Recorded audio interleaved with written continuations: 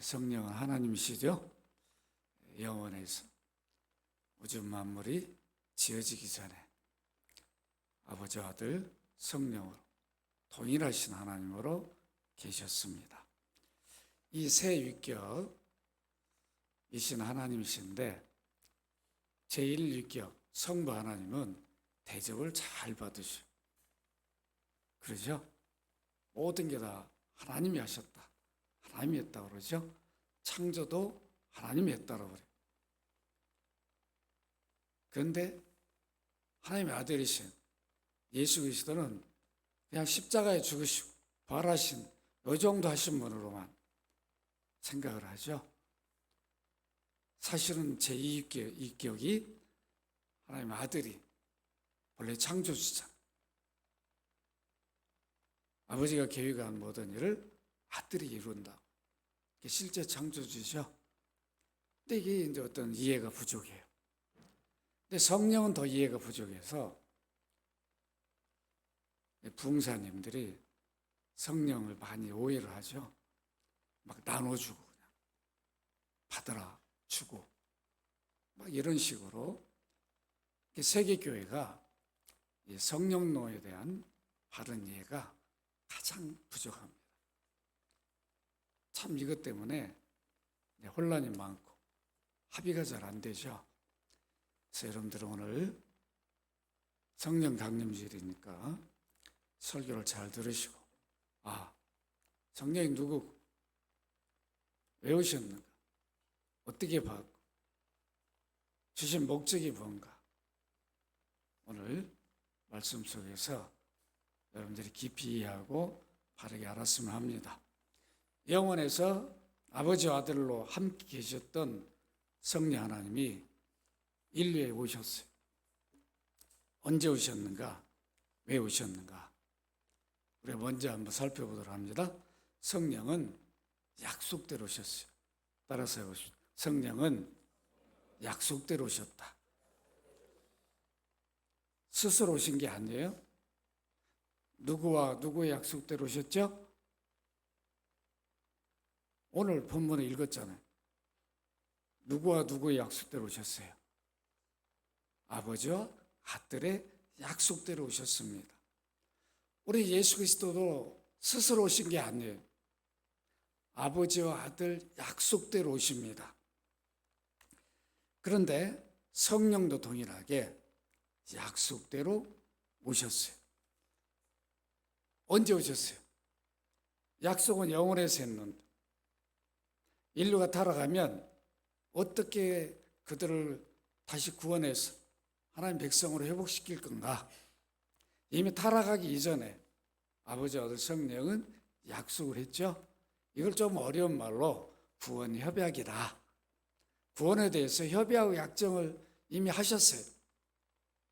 그러니까 인류가 타락하자 바로 그 일들을 이루죠. 약속대로 아들을 보내시고 아들이 모든 구원에 이르는 다음에 성령을 보내시고, 이런 여러분 이 구원 경륜, 구속 경륜을 잘 알고 있어야 성경 읽을 때 이해가 바르게 오죠. 그렇지 않고는 성경을 자꾸 문자적으로만 이해하고 구약과 신약을 별도로 이해하고 이러면 안 되는 거죠. 구약과 신약이 왜 이렇게 이런 긴 역사 속에 이런 섭리 속에 이루어졌는가를 우리가 바르게 이해를 해야 됩니다. 이렇게 약속된 성령이 언제 오셨습니까? 오순절에 왔죠. 오순절. 구약의 오순절로만 여러분 이해하지 마시고, 오순절은 부활한 날부터 50일째 되는 날이에요.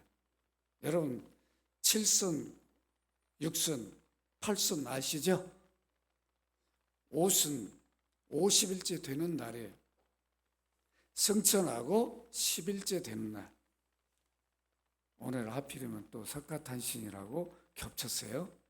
아까 이렇게 오는데 그냥 보광사 쪽에 그냥 난리더라고. 오늘이 성령 강림주일로 세계가 지키고 있는데, 이렇게 50일째 되는 날 성령이 오셔서 믿는 자들에게 성령을 선물로 주셨습니다. 그 성령을 모시니까 우리 몸이 뭐가 됐죠? 성전이 됐어요. 하나님을 모셨으니까 우리 몸이 거룩한 전이 되어버린 거예요. 거룩한 몸이 되어버린 거죠. 그래서 고린도서 3장 16절을 같이 한번 읽도록 합니다. 시작. 너희는 너희가 하나님의 성전인 것과 하나님의 성령이 너희 안에 계시는 것을 알지 못하느냐. 고린도 교회 이렇게 성령을 모셨음에도 그들이 그걸 알지 못하고 살아가는 모습을 보면서 바울은 편지 속에서 다시 한번 깨우쳐 주고 있죠. 구원 주신 그리스도께서 오심도 이렇게 스스로 오시지 않고 아버지의 약속대로 오셨지만 성령도 자발적으로 오신 것이 아니라 약속대로 오셨어요. 그래서 성령의 오심이 약속의 성취입니다. 여러분 요한복음 8장 42절 같이 한번 읽도록 합니다. 시작. 예수께서 이르시되 8장 42절 잘 맞아야 되는데 요한 8장 42절 제가 읽겠습니다. 예수께서 이르시되 하나님이 너희 아버지였으면 너희가 나를 사랑하였으리니 이는 내가 하나님께로부터 나와서 왔음이라. 나는 스스로 온 것이 아니요 아버지께서 나를 보내신 것이니라. 내가 분명히 본문을 줬는데 이렇게 컴퓨터도 이런 오류가 나오더라고요. 그죠? 제가 분명히 줬습니다. 어쨌든 이렇게 하나님 아들도 약속대로 오셨어요. 근데 오늘 본문에 우리가 다시 한번 읽도록 합니다. 누가복음 24장 49절 함께 읽습니다. 시작. 볼지어다 내가 내 아버지께서 약속하신 것을 너에게 보내리니 너는 위로부터 능력으로 입혀질 때까지 이 세상에 머물라 하시니라. 그럼 이 약속대로 정말 왔는지 사도행전 1장 4절 우리 한번 함께 읽도록 합니다. 시작. 사도와 함께 모이사 그들이 분부하여 이르시되 예루살렘을 떠나지 말고 내게 들은 바 아버지께서 약속한 것을 기다리라. 계속 예수님 뭐라고 그러죠? 성령은 아버지께서 약속하신 거다.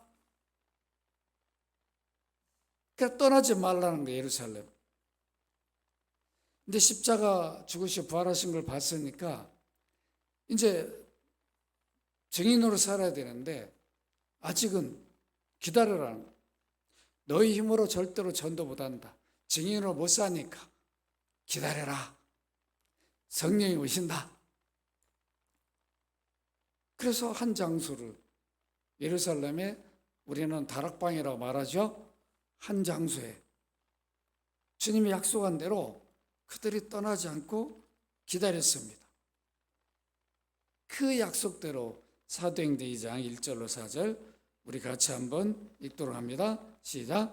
오순절 날에 이미 이름에 그들이 다 같이 한 곳에 모였더니 호련히 하늘로부터 급하고 강한 바람 같은 소리가 있어 그들이 앉은 온 집에 가득하며 마치 불의 혀처럼 갈라지는 것들 그들에게 보여 각 사람 위에 하나씩 임하여 있더니 그들이 다 성령의 충만함을 받고 성령의 말하게 하심을 따라 다른 언어들로 말하기를 시작하니라.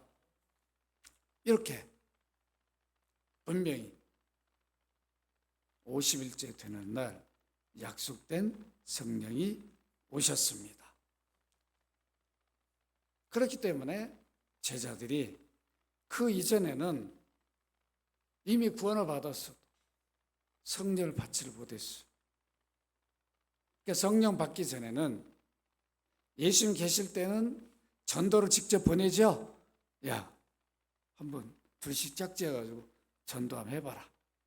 다음에 또 70명 모아가지고 야, 한번 전도해봐라.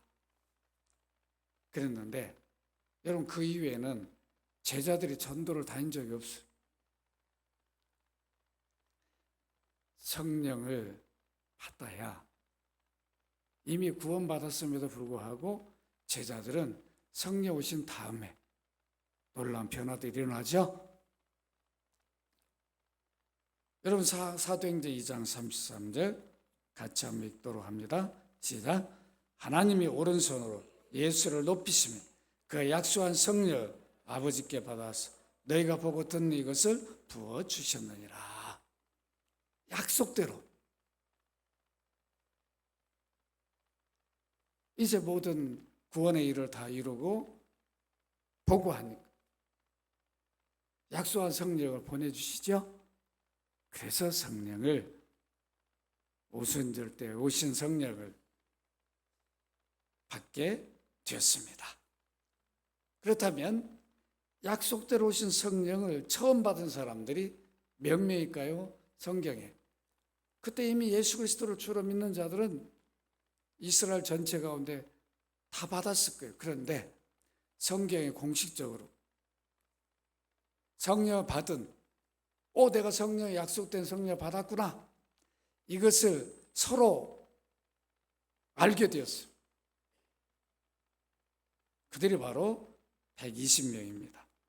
여러분 사도행전 1장 12절로 15절 제가 한번 읽도록 합니다.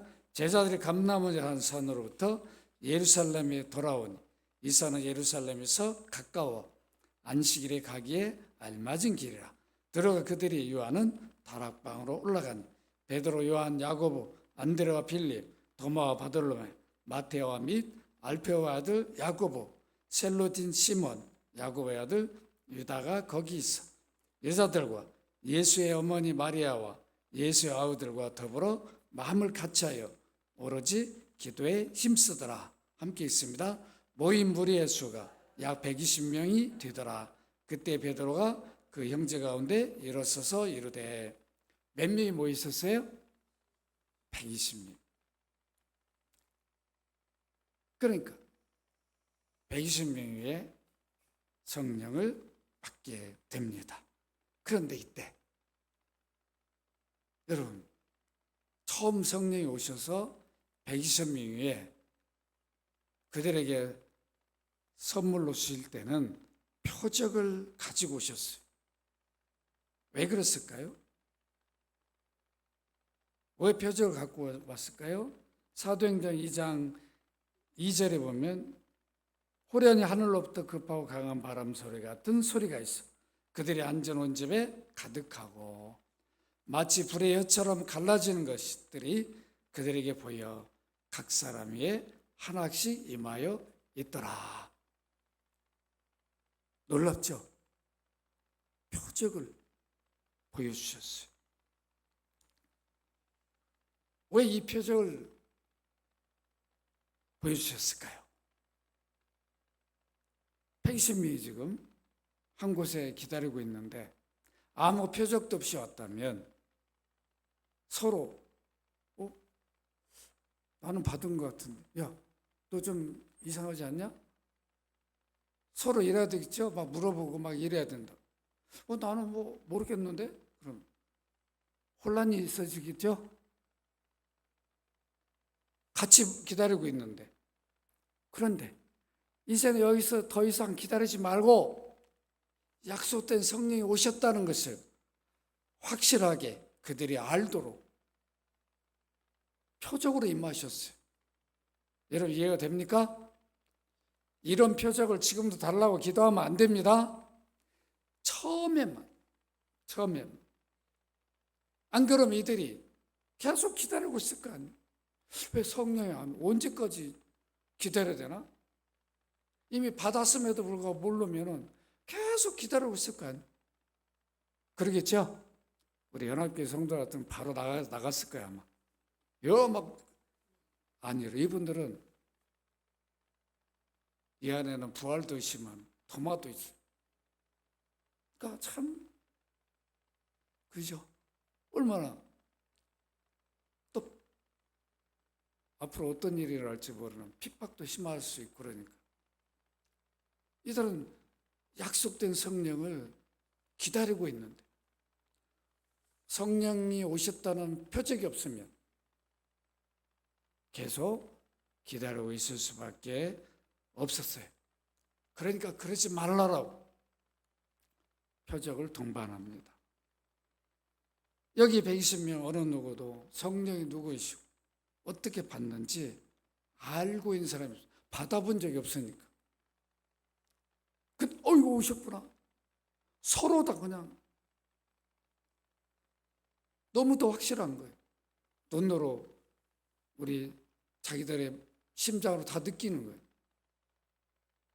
그러니까 더 이상 있을 이유가 없었죠. 왜 이런 표적을 동반했는가? 그들이 성령이 오셨다는 것을 더 이상 의심할 필요가 없이 확신을 갖도록 이런 표적을 주신 겁니다. 이제 성령이 이렇게 오셨는데 그 이후에는 이런 표적이 필요 없는 거죠? 증인들이 한두 명도 아니고 120명이나 있었는데 이때 성령 강림 시 바람의 현상을 동반했어요. 여러분 바람하면 구약시대에 여러 일들이 있죠. 가장 먼저는 노아 홍수에 이제 바람으로 물을 다 제거하죠. 성령으로 인류를 살리실 것을 예표한 대로 성령이 오시면 우리를 살린다. 그런 의미를 보여준 겁니다. 그리고 바람이 어디로부터 오는지 모르죠? 바람을 누가 어거를 할 수 없어요? 어느 누가 지금 바람을 막습니까? 여러분, 과학이 바람을 막을 수 있어요? 갑자기 그냥 태풍이 오니까 과학으로 통해 가지고 저쪽으로 가라, 이리 가라 못해요.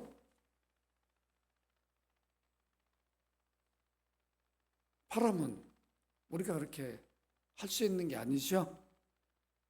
마찬가지로 성령도 주권적으로 역사하신다는 것을 상징적으로 보여준 거죠. 우리가 마음대로 그냥 할 수 있는 게 아닌 거죠. 이것을 미리 보여줬고, 또 하나는 불의 혀같이 갈라지는 현상은 성령은 바로 심판의 그러한 일들을 한다는 것을 깨우쳐줬어요. 왜 그냥 성령 받지 않냐면 이미 심판에 놓이는 거죠. 구원을 못 받은 거니까. 그래서 요한복음 16장 8절을 같이 한번 읽도록 합니다. 시작. 그가 와서 죄에 대하여 의에 대하여 심판에 대하여 세상을 책망하리라. 여기 그는 누구예요? 성령을 말하죠.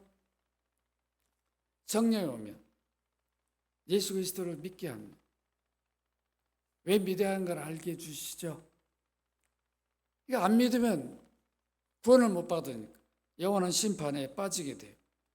그러니까 죄가 뭔지 의가 뭔지 성령이 임해야 우리가 회개를 하게 되죠. 그렇기 때문에 미리 이런 것들, 성령이 오시면 어떤 일을 할 것인가를 보여주셨어요.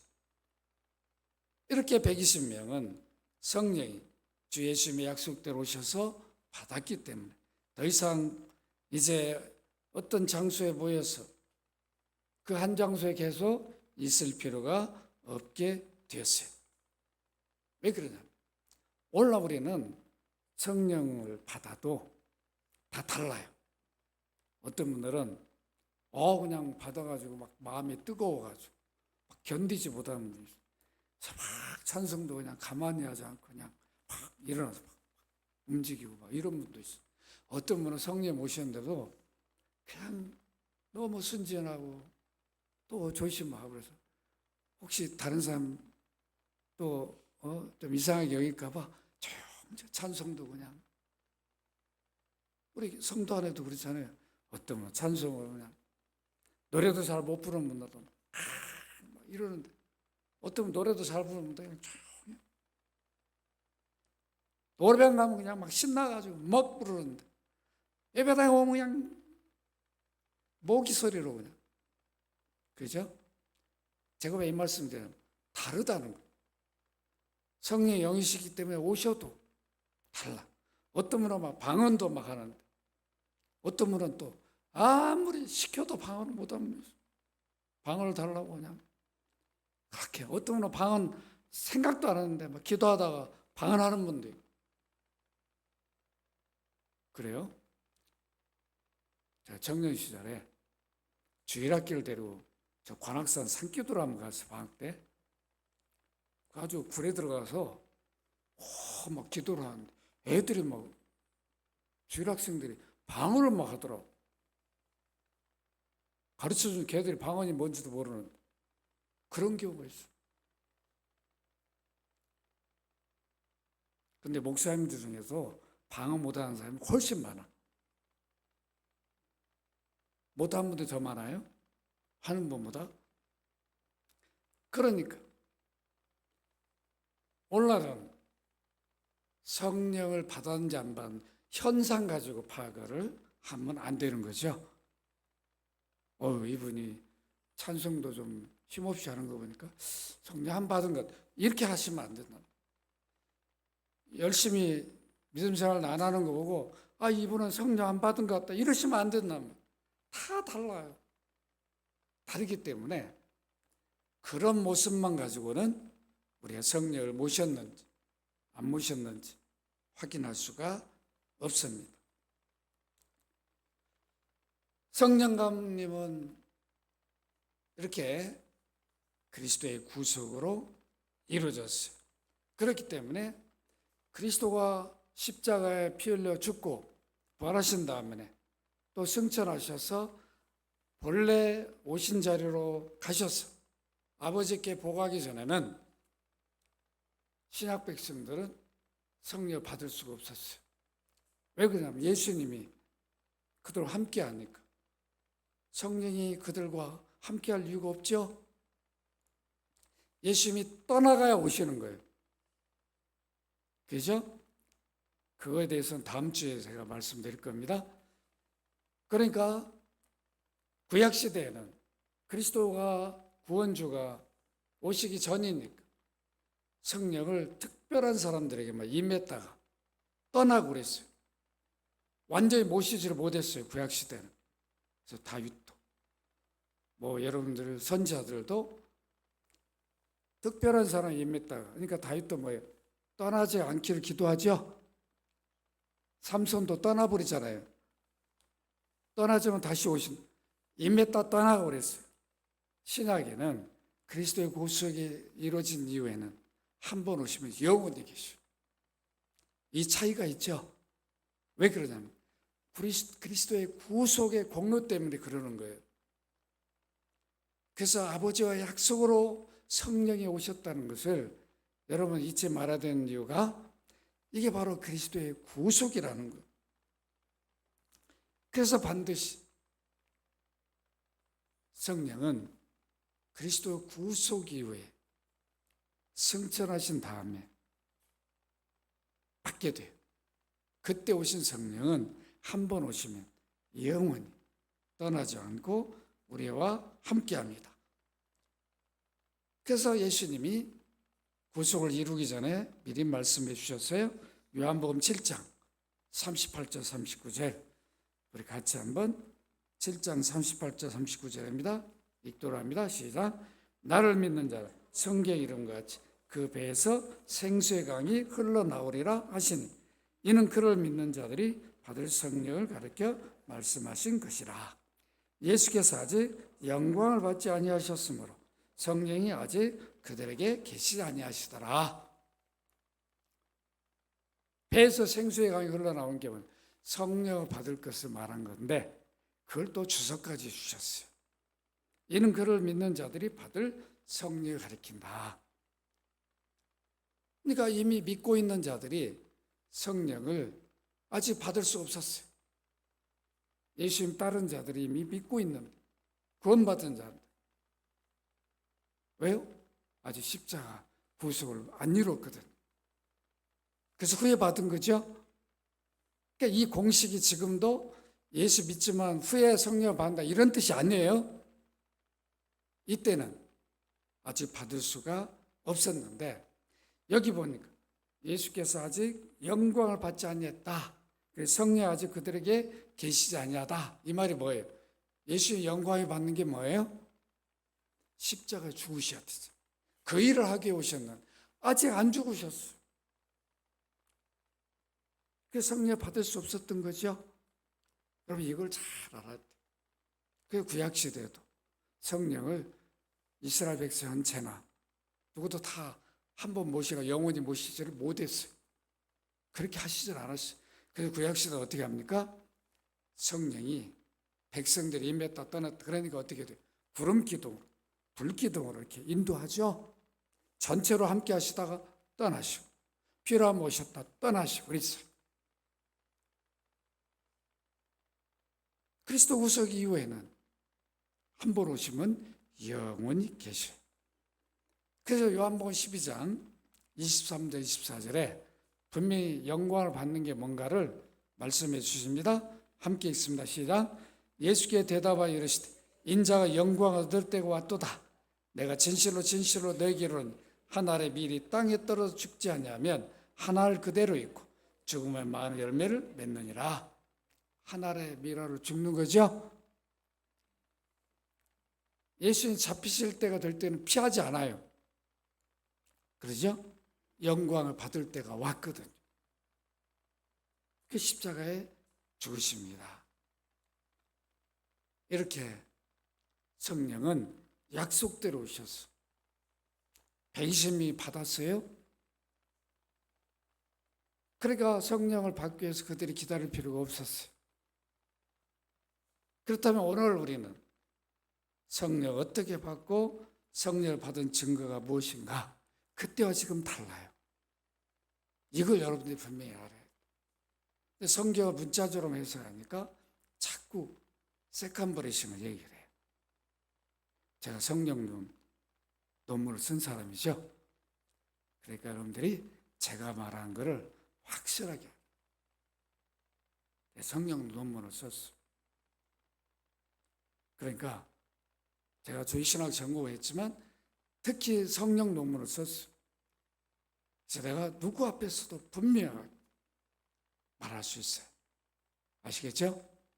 그래서 여러분들이 제가 말한 걸 확신해도 됩니다. 주 예수를 나의 주로 믿는다고 고백할 때 성령을 받아요. 누구도 예외 없이. 여러분 사도행전 19장 1절로 2절 같이 한번 읽도록 합니다. 시작. 아볼로가 고린도에 있을 때 바울이 이지방으로 다녀 에베소에 와서 어떤 제자들을 만나 이르되 너희가 믿을 때에 성령을 받았느냐 이르되 아니라 우리 성령의 계심도 듣지 못하였다. 참 기가 막히죠. 에베소에 가서 보니까 아니 바울이 이렇게 보니까 예수를 믿는 것 같기도 하고 아닌 것 같기도 하고 이상한 거예요. 분명히 예수 믿었다면 좀 다를 텐데 그런 모습이 안 나타난 거예요. 그래서 물어봤어요. 너 예수 믿느냐? 이렇게 안 물어보고 너희들이 믿을 때 성령을 받았느냐? 그러니까 예수를 믿었으면 성령을 받았을 텐데 처음과 다르게 분명히 우리는 믿을 때 받는데 아니 성령 받았다면 분명히 알 텐데 물어보니까 성령이요? 성령이 누구요? 우린 몰라요. 성령이 계신 줄을 모르는 거예요. 그러니까 바울이 어떻게 합니까? 너희들이 그럼 세례를 받았느냐? 요한의 세례를 받았다. 그러니까 요한을 따라다닌 거죠. 요한이 능력이 있으니까. 요한의 제자가 돼버린 거예요. 오늘날 여러분 목사의 제자가 되면 안 되는 거죠. 그리스도를 믿는 자가 돼야 되는데 어떤 분들은 목사가 설교도 잘한다고 그래요. 능력 있다. 목사가 제자가 되면 맨날 목사님 얘기만 해요. 그러면 안 되는 거죠. 목사가 전한 예수 그리스도를 믿고 예수 그리스도를 전해야 되는 거죠. 아시겠죠? 여러분들 어디 가시면 목사가 전해준 예수 그리스도를 믿으니까 그리스도를 전해줘야 돼. 아시겠죠? 분명히 바울은 다른 사도들과 달라요. 바울은 예수 그리스도 믿을 성령 받았어요. 베드로, 야고보, 요한들은 안 그랬어요. 그때는 이미 구원을 받았죠. 성령 오순절 때 받았어요. 그게 다르죠. 그러니까 바울은 자기가 경험 속에 예수 믿을 때 성령을 받았기 때문에 분명히 너희가 믿을 때 받지 않았느냐? 이렇게 말합니다.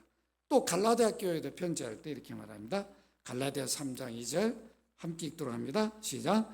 내가 너희에게서 다만 이것을 알려 하노니 내가 성령을 받은 것이 율법을 행위로냐 혹은 듣고 믿음이냐? 듣고 믿을 때 성령을 받은 너희들 율법을 행할 때 율법을 지킬 때 성령 받은 적 있냐? 없어요. 그러니까 유대인들은 성령을 못 받죠. 저 회당에 있는 자들. 그래서 바울이 회당에 들어가가지고 예수 그리스도를 전하니까 그들이 예수를 믿을 때 성령을 받게 돼요. 그 교회가 형성되죠. 놀랍죠. 율법을 지켜서 성령을 받는 게 아니에요. 여러분, 우리가 어떤 행위를 통해서 성령 받는 게 아니에요. 기도한다고 성령 주신 게 아니에요. 예수 믿을 때 받아요. 그래서 예수 믿음이 성령을 받음이고 성령 받은 예수 안 믿는 있을 수 없는 거죠. 동시에 일어나요. 예수 믿으면 성령을 받고 성령을 받으면 예수를 믿게 되고 구원을 받는 거, 영생을 얻은 거, 천국 시민이 되는 거 동시에 일어나요. 어렵다. 아시겠죠? 따로따로 일어나는 거 아닙니다. 이렇게 누구나 주 예수를 구원주로 믿는다고 고백하면 그 즉시 선물을 성령으로 주셔요. 성령 선물로 받게 되어 있어요. 이때 성령은 우리 안에 즉시 오셔서 우리 몸을 집삼아 거하셔. 그래서 우리가 성전이 되는 거죠. 그러면 성령이 우리 안에 계시고 우리가 성령을 받았다는 증거가 무엇인가, 무엇으로 알 수 있는가? 제가 늘 두 가지라고 말씀드렸어요. 다른 걸로 여러분 이해하지 말라고 그랬죠? 나는 방언을 합니다. 그건 은사로 준 거죠. 방언을 난 못하니까. 나는 방언 받으려고 금식하고 막 기도원, 방언 잘하는 기도원가 그럴 필요가 없어요. 그것이 증거가 아니라 두 가지. 고린도 12장 3절에 보면 예수 그리스도를 주라 불러요. 따라서 합시다. 예수 그리스도를 주라 부른다. 예수님 나의 구주입니다. 나의 구원주입니다. 예수님 나의 주님이십니다. 이렇게 고백하는 사람이 이미 성령을 받은 거예요. 성령을 받지 않고는 절대 고백 못해요. 여러분 해보셔야 돼요. 제가 전도를 참 많이 해봤어요. 전국을 다니면서 제가 오지 안 가본 데가 없어요. 제가 그렇게 전도 안 할 사람처럼 보이죠? 참 이렇게 순하게 보이고 좀 그런데 아니에요. 저는 예수 믿고 제가 남서울교회 반포의 남서울교회 의료팀 이끌고 주일날 오전 예배 끝나면 전국 오지 섬이고 의사들 거기 의사가 많았어요. 다 모시고 막 다녔어요. 전도를 했다. 거기엔 전도 폭발팀이 있어요. 막 폭발을 하는지 모르겠는데 어쨌든 제가 다 인수해가지고 한국만이 정말 선교지를 많이 다니면서 전도를 했는데 여러분 전도를 해보면 알아요. 따라하라고도 안 해요. 어떤 분은 시골에 섬에 갔는데 그분이 보통 분이 아니더라고요. 아버님 나는 죄인입니다. 한번 해보시죠. 그러니까 뭔 소리? 내가 무슨 죄를 졌다고 화를 막 내더라고요. 자기 죄 안 졌다는 거예요. 왜 죄인이라고 따라서요? 아버님, 그럼 지금까지 연세도 많이 드셨는데 남을 미워한 적이 없으니까 왜 미워하는 게 없어요? 어제껏도 미워했는데 그러더라고. 나 마누라도 미워한다. 그건 죄로도 생각도 안 해. 아버님 거짓말 한 적 있습니까? 아니 거짓말 한 사람 어디 있어요? 이렇게 말하시면서도 자기 죄인은 아니라고. 죄가 뭔지 모르는 거죠. 죄를 얘기하면 싫어요, 사람들. 아버님, 예수 그리스도가 나를 구원하기 위해서 십자가 죽으셨다는 것을 제가 말씀드렸으니까 한번 따라서 해보십시다. 예수님은 따라해요. 나를 구원하기 위해서 십자가에서 죽으셨습니다. 안 해버려.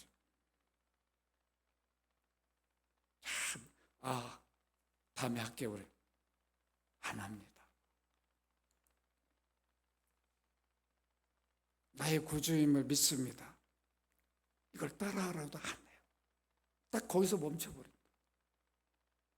성령을 받지 않고는 절대로 안 합니다. 부모님이라고요? 날 낳아주신 부모님이라고 안 합니다. 자녀라고요? 형제라고 해보시라고.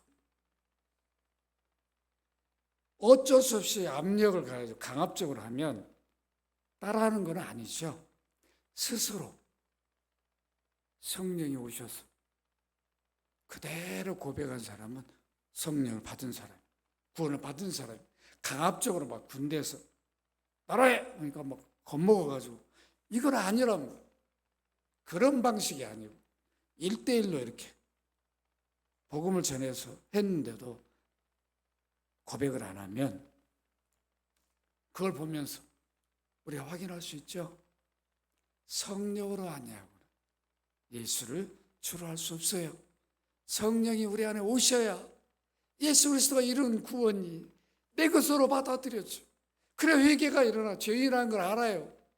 성령이 오지 않고는 절대로 죄인이라고 고백하지 않습니다. 죄를 지적하면 반감을 사고 적대감을 가져. 그러나 복음을 전하면 성령의 역사하면 받아들이고 그때부터 자기가 죄인임을 알아요. 내가 받은 구원이 너무 더 크구나. 이걸 알게 돼요. 그때부터 죄를 멀리하게 돼요. 성령의 모시아 그때부터 성화가 시작이 되죠. 거룩한 백성으로 내 힘으로 사는 게 성령이 그 삶을 살게 한다고.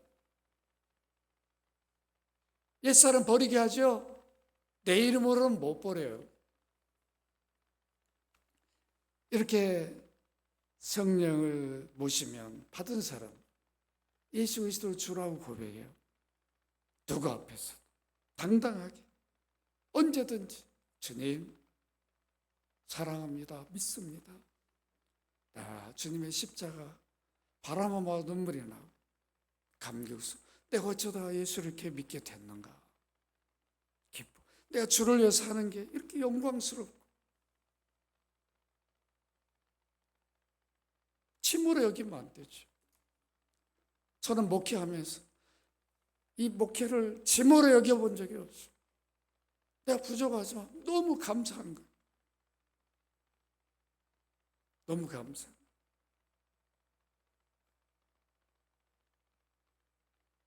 내가 받은 구원도 감사합니다. 이 복음을 위해서 할 수 있다는 게 얼마나 감사한지. 성령을 받으면 그리스도를 주로 고백하게 돼 있어요. 부끄러워하지 않아요. 자발적으로 고백합니다. 여러분 고린도서 12장 3절 같이 한번 읽도록 합니다. 시작. 그러므로 내가 너에게 알려노니 하나님의 영으로 말하는 자 누구든지 예수를 저주할 자라 하지 아니하고 또 성령으로 아니하고 누구든지 예수를 주시라 할 수 없느니라. 하나님의 영은 성령을 말하죠. 성령을 받으면 절대로 예수 그리스도를 십자가에 아이고 저 저주받은 거야 그런 말 안 합니다. 구원의 능력으로 말하죠. 십자가도를 자랑으로 여겨. 안 믿는 사람은 저주받은 걸로 여긴다. 두 번째, 성령을 받은 증거가 뭔가? 하나님을 아빠 아버지라 불러요. 로마서 8장 14절 15절 같이 한번 읽도록 합니다. 시작. 무릇 하나님의 영으로 인도를 받는 사람은 곧 하나님의 아들이라. 너희는 다시 무수한 종의 영을 받지 아니하고 양자 영을 받았으면 우리가 아빠 아버지라 부르짖느니라. 아빠라 불러. 이게 참 아람어인데 우리 한국 사람처럼 이거 이해하기가 쉬운 게 없다. 우리는 아버지를 아빠라 불러요. 그죠? 아빠. 너무도 친근한 호칭이. 아버지, 이것도 참 좋은 말인데 우리 아이들이 그냥 아빠 하면 녹아지잖아요. 그렇죠? 부모 마음이 녹아진다. 막 힘들어 죽겠는데도 아빠 뭐 하자 하면 그냥 그래. 이 용어가 분리될 수 없다. 아버지와 나는 뗄 수 없다. 이걸 말해주는 거죠. 이 아빠라는 단어. 이걸 아무나 못 부르는 성령을 받아야 이 용어를 쓸 수가 있어요. 아빠 아버지라고. 양자의 영, 양자삼, 우리를 하나님 아들로 삼게 하는 이 일을 성령이 하셔요. 우리가 예수 믿게 하잖아요. 예수 믿으면 본래 하나님 아들만 하나님에게 아들이었는데 우리가 양자가 되었어요. 예수 믿으면 우리가 양자가 되어서 하나님 아들과 동일한 모든 권리를 다 누리게 되죠. 그러니까 우리를 상속자라고 말합니다. 성령을 모시지 않고는 하나님을 아버지라 부르지 못해. 자기 아버지가 아닌데 부끄러워서 부르지 못합니다. 그러나 여러분들 하나님 아버지, 여러분 참 희한한 게요. 예수 믿자마자 기도를 하는 분 보면 바로 하나님 아버지로 부릅니다. 참 여러분 한번 보시라고. 전도해가지고 예수 믿는 사람이 하나님 아버지라 불러요. 누가 가르쳐주지도 않아도 아버지라. 여러분 하나님보다 아버지가 더 쉽게 나오죠? 아버지. 어떤 분은 그냥 하나님이란 말도 안 하고 기도할 때마다 아버지 하는 분이 있어요. 그러니까 육신의 아버지 얘기하는 거지. 하나님 아버지. 우린 그렇지 않잖아요. 하나님 아버지 얘기한다고 생각하죠? 자기가 아들이고 딸이니까 하나님을 아버지로 부릅니다. 이 두 가지가 성령을 받은 증거예요. 그러니까 여러분들이 하나님을 아버지라고 부르고 예수 그리스도를 나의 주님, 구주라 부른다면 이미 성령을 받은 거, 구원을 받은 거, 영생을 얻은 거, 죄사함을 받은 의인이 된 거예요. 다른 걸로 확인하려고 하지 마시라고. 아시겠죠? 내가 믿음 생활 제대로 못하는데 이러면 안 돼요. 제가요 전도할 때 물어보거든요. 교회 다닌다고. 그러세요? 예수 믿으시죠? 예, 그래요. 그 구원 받으셨죠? 그럼 뭐라는 줄 알아요? 멈추대요. 막 부끄러워가지고. 왜 그러세요? 그러니까 제가 구원은 확신이 없다고. 아니 왜 예수 믿는데 구원에 확신이 없어? 왜 그런지 알아요? 내가 믿음 생활 잘 못하고 이런 거는 구원하고 달라요. 그건 잘하면 돼야 돼. 구원은 믿음 생활 잘해서 받는 게 아니라고. 그건 예수 믿음으로 받는 거죠. 성령도 예수 믿음으로 받는다. 자꾸 우리는 행위, 내가 행함이 뭔지 이걸로 가니까 자신이 없어가지고 전도를 못하는 거예요.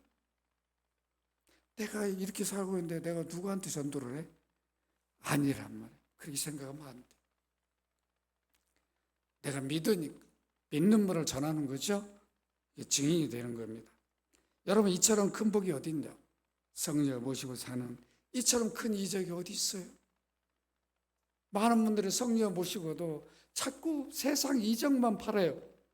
뭐 좀 잘 되는 거, 뭐 좀 눈에 보이는 거, 그거 아무것도 아니라 성령은 이보다 우리 이 더러운 몸에 오셔서 하나님 백성으로 회복시켜주고 의인이 되게 하고 하나님 나라를 소유하게 했는데 이것처럼 큰 이적이 어디 있냐고, 기적이.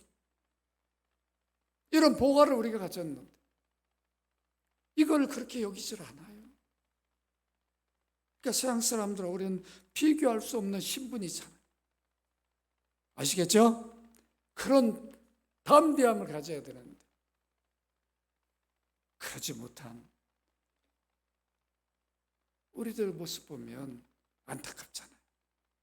여러분, 예수 그리스도를 주로 믿으면 성령을 받은 자들이니까 담대하시기 바랍니다. 담대하시고. 마지막으로 오순절에 성령을 받은 120명은 어떤 일부터 시작했어요? 성령을 받자마자 그들이 뭐부터 했는가? 여기에 성령을 주신 첫 번째 목적이 나와요. 이걸 여러분들이 항상 잊지 말아야 돼요.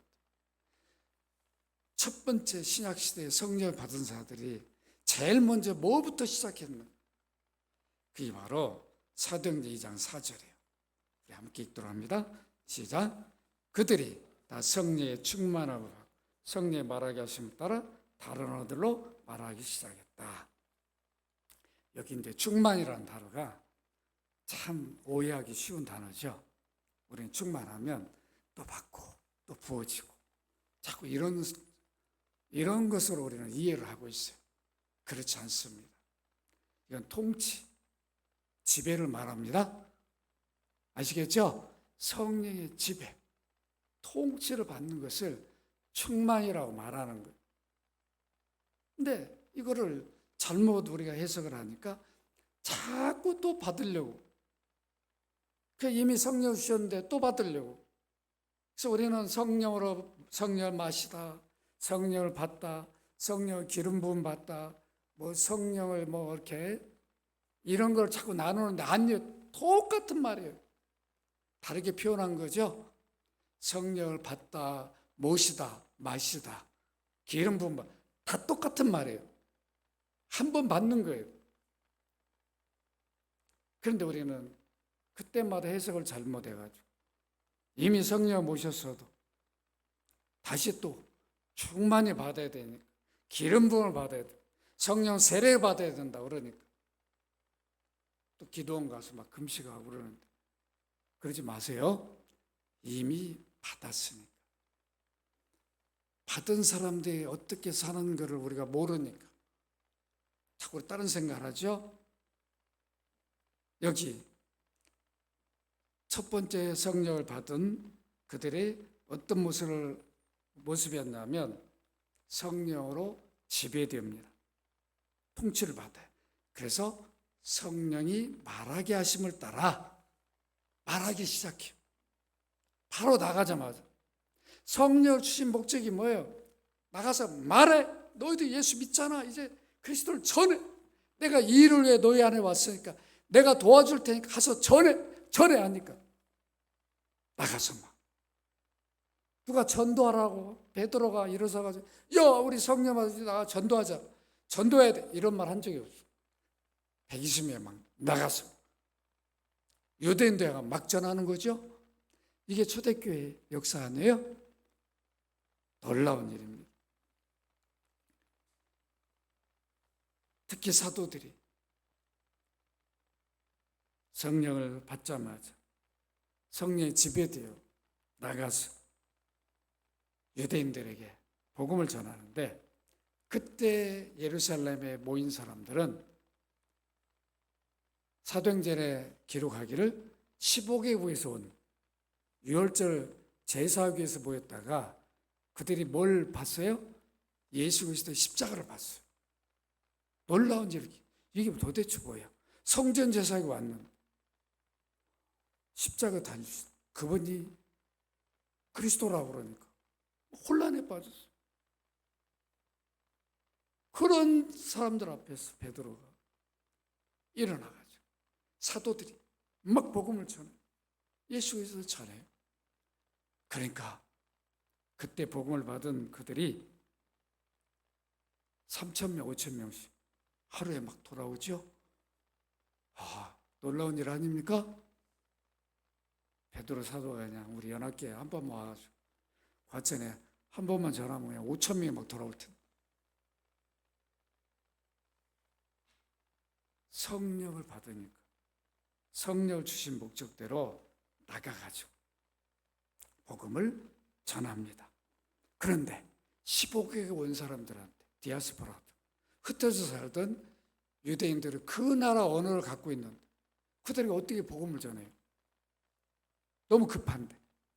그러니까 본래 언어가 하나라는 것을 성령의 역사에서, 아니 사도들은 자기 나라 말로 했는데 15개국 온 사람이 자기 언어로 듣는 거예요. 이야, 이런 기이한 일이 어디 있습니까? 사도행전 2장 5절 8절 여러분 같이 한번 읽도록 합니다. 2장 5절 8절 시작. 그때 경건한 유대인들이 천하 각국으로부터 와서 예루살렘에 머물러 있더니 이 소리가 나며 큰 무리가 모여 각각 자기의 방언으로 제자들이 말하는 것 듣고 소동하여 다 놀라 신기하게 여겨 이르되, 보라, 이 말하는 사람들이 다 갈릴리 사람 아니냐? 우리 각 사람이 난 곳 방언으로 듣게 되는 것이 어찌 됨이냐? 참 기가 막히지요.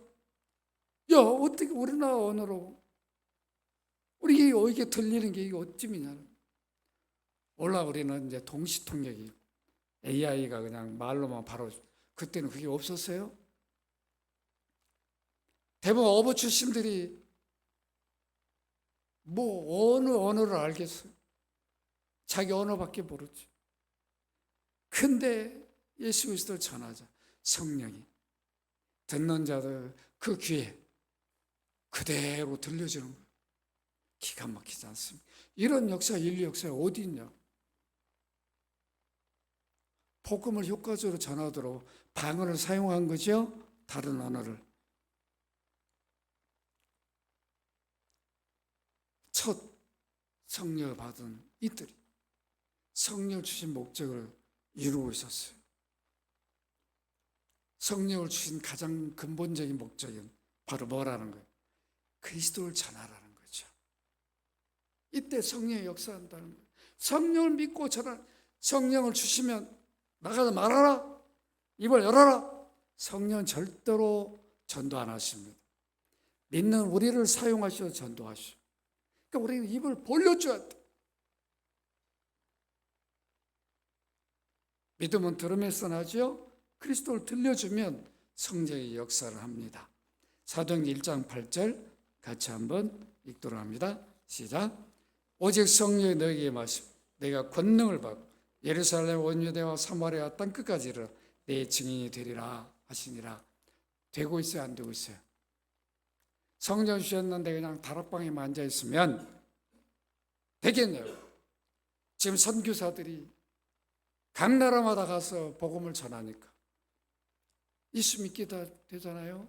우리들 지금 2세기도 안 됐는 이 땅에도 언어도 제대로 모르는 선교사에 들어가서 예수 믿으세요 이렇게 전해줘서 오늘 우리가 이렇게 구원받고 교회가 이루어진 거잖아요. 땅끝까지 이르러서 예루살렘에 성령이 임하셔서 시작이 됐는 유대와 사마리아 땅끝까지. 그 사도행전에 보면 그대로 제자들이 그 일을 합니다. 사마리아도 가서 빌립이 복음을 전하죠. 말씀을 맺습니다. 성령 하나님은 어떻게 오셨다고요? 약속대로 오셨어요. 오순절 부활하시고 50일째 되는 날 오셨어요. 여러분 성령 받은 증거가 뭐라고요? 첫 성령 받은 자들처럼 이미 구원받고 따로 받는 게 아니라 이미 그 이후에는 예수 믿을 때 받아요. 예수 그리스도 나의 구주라. 주님 십자가 피 흘려 죽으심 내가 믿는다 이렇게 고백하면 성령을 받게 되어 있어요. 그래서 성령 받은 증거가 두 개라고 그랬죠. 예수 그리스도 주라고 배워. 하나님을 아버지라고 배워. 이 두 가지로만 확인하면 돼요. 그러면 성령을 받은 사람, 첫 번째 성령 주신 목적이 뭐예요? 자기가 믿는 예수 그리스도를 나가서 성령이 이끌음, 말하게 한다는 말, 인도해 준다는 거죠. 성령이 도와주실 것이니까 나가서 네가 믿는 예수 그리스도 전하라는 거예요. 십자가를. 이게 초대교회 역사였어요. 바울이 그래서 가는 데마다 십자가를 전했어요. 여러분, 우리에게 성령을 주신 목적이 뭐예요? 십자가를 전하라는 거죠. 성령을 주신 목적이 뭔가 구체적인 다음 주에 계속 이어서 하겠습니다. 이미 우리도 성령을 받았다면 누굴 믿고 전도해야 됩니까? 성령 믿고 전도해야 돼요. 내가 무슨 말을 할 건가 두려워하지 마세요. 내가 전도하면 도와주세요. 여러분, 내 힘으로 내 지식으로 절대로 사람 설득 못합니다. 내 자식이라고요? 부모라고요? 내 지식 가지고 설득 못해요. 그렇게 설득해서 예수 믿게 못합니다. 성령을 믿고 전도하면 성령이 그 마음을 열어줄 때 예수 그리스도의 복음을 받아들입니다. 이걸 믿고 귀한 일을 감당하는 여러분들 되기를 주의 이름으로 축원합니다. 거룩하신 아버지, 성령 강림 주일을 맞이해서 성령이 외우셨고 어떻게 받았는지, 받은 자들이 무엇을 해야 하는가 오늘 말씀을 통해서 확인했습니다. 이미 우리들도 예수 그리스도를 믿을 때 성령을 받았습니다. 하나님을 아버지로 부르고 예수 그리스도 주라 부릅니다. 이렇게 성령을 모셨사오니 이제 우리가 할 일은 성령의 능력을 믿고 내 안에 계신 성령이 그리스도를 증거하는 걸 돕게 오셨음을 확신하고 담대히 그리스도의 증인으로 살게 하여 주옵소서. 주 예수 그리스도 이름으로 기도합나이다. 아멘.